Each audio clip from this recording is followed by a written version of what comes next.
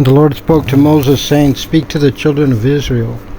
Say to them, the Lord's appointed holy days, that you shall designate as holy occasions. These are my appointed holy days. For 6 days work may be performed, but on the seventh day it is a complete rest day, a holy occasion. You shall not perform any work. It is a Sabbath to the Lord in all your dwelling places. These are the Lord's appointed holy days, holy occasions, which you shall designate in their appointed time. In the first month, on the 14th of the month, in the afternoon, you shall sacrifice a Passover offering to the Lord. And on the 15th day of the month is the festival of unleavened cakes to the Lord. You shall eat unleavened cakes for a 7-day period. On the first day there shall be a holy occasion for you. You shall not perform any work or labor. You shall bring a fire offering to the Lord for a 7-day period. On the 7th day there shall be a holy occasion. You shall not perform any work or labor. And the Lord spoke to Moses, saying, Speak to the children of Israel and say to them, When you come to the Lord which I am giving you, and you reap its harvest, the land which I am giving you, and you reap its harvest, you shall bring to the Cohen an omer of the beginning of your reaping. He shall wave the omer before the Lord, so that it will be acceptable for you. The Cohen shall wave it on the day after the rest day, and on the day you're waving the omer you shall offer up an unblemished lamb in its first year as a burnt offering to the Lord. Its meal offering shall be 2/10 of an ephah of fine flour mixed with oil, a fire offering to the Lord as a spirit of satisfaction, and its libation shall be 1/4 of a hin of wine. You shall not eat bread or flour made from parched grain or fresh grain till this very day, until you bring your God's sacrifice. This is an eternal statute throughout your generations and all your dwelling places. You shall count for yourselves from the morrow of the rest day, from the day you bring the omer as a wave offering. 7 weeks they shall be complete. You shall count until the day after the 7th week, namely the 50th day, on which you shall bring a new meal offering to the Lord. From your dwelling places you shall bring bread set aside, 2 loaves made from 2/10 of an ephah. They shall be of fine flour, and they shall be baked leavened, the first offering to the Lord. And associated with the bread you shall bring 7 unblemished lambs in their first year, 1 young bull and 2 rams. These shall be a burnt offering to the Lord, along with their meal offering and libations, a fire offering with the spirit of satisfaction to the Lord. You shall offer up 1 he-goat as a sin offering, 2 lambs in their first year as a peace offering. And the Cohen shall wave them in conjunction with the first offering bread as a waving before the Lord, along with the 2 lambs. They shall be holy to the Lord and belong to the Cohen.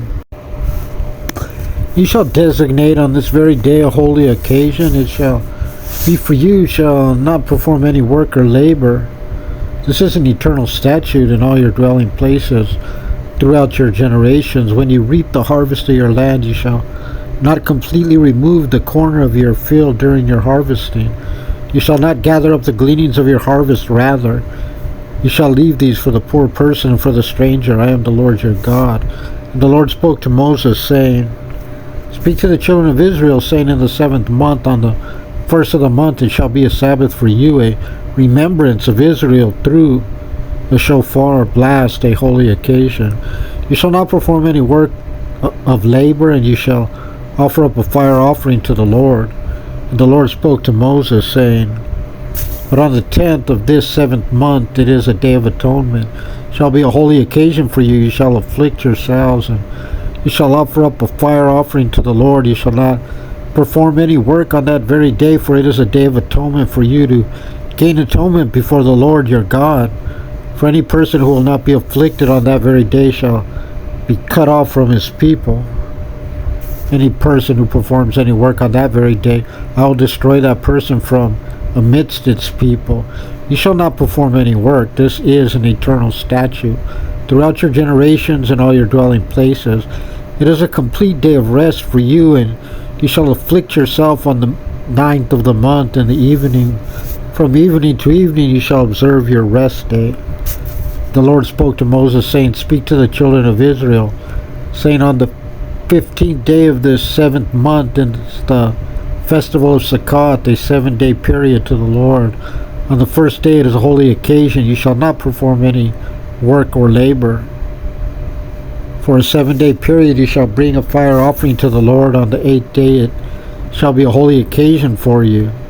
You shall bring a fire offering to the Lord. It is a day of detention. You shall not perform any work of labor.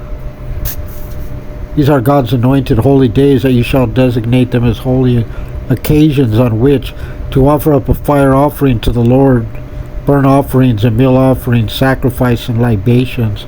The requirement of each day on its day, apart from the Lord's Sabbaths, and apart from your gifts, and apart from all your vows, and apart from all your donations that you give to the Lord.